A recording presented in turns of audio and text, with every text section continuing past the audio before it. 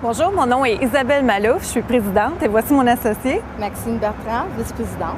Notre compagnie s'appelle Cyclostation MaVelocity et notre projet, c'est un stationnement intérieur avec douche et casier sécuritaire, avec un centre de réparation et entretien, ainsi qu'un café Internet.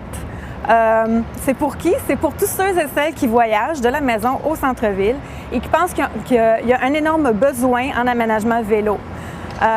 C'est pour quand? Ça va être pour avril 2009, la saison été 2009 qui s'en vient.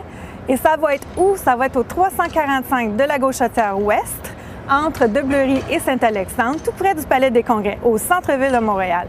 Et notre mission, c'est de changer les habitudes de vie des Montréalais, faire du vélo un mode de vie. Et voilà, c'est ça la cyclostation MaVelocity. Ma ville, mon vélo, MaVelocity.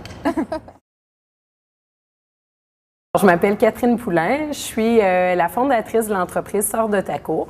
C'est une entreprise d'économie sociale parce que je l'ai créée dans le but de faire découvrir le patrimoine bâti, la toponymie et l'architecture des quartiers de Montréal, principalement aux élèves de 5e-6e année du primaire, mais aussi pour les camps de jour, les organismes culturels et communautaires et prochainement les nouveaux retraités.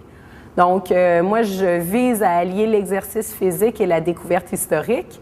C'est la mission de mon entreprise et c'est pour créer un sentiment d'appartenance puis une meilleure découverte face à son quartier, son milieu de vie.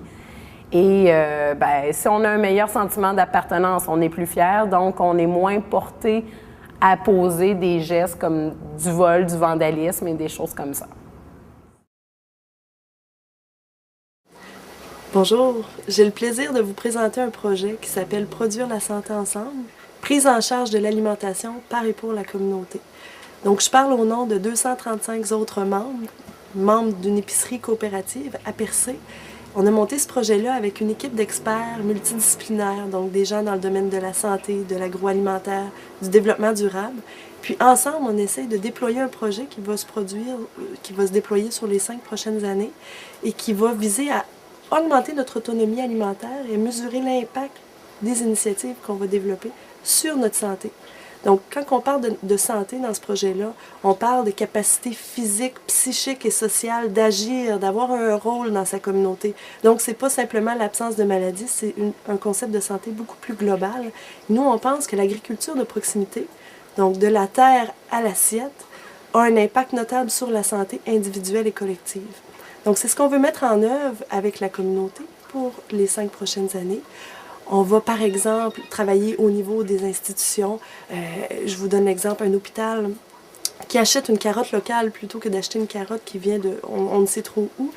Oui, bien sûr, l'hôpital a un mandat de promouvoir la santé des individus qui viennent, mais en plus, elle promeut la santé des collectivités qui l'entourent en créant de l'emploi, en créant un tissu social beaucoup plus dynamique, des paysages ouverts, un espoir finalement pour un monde meilleur.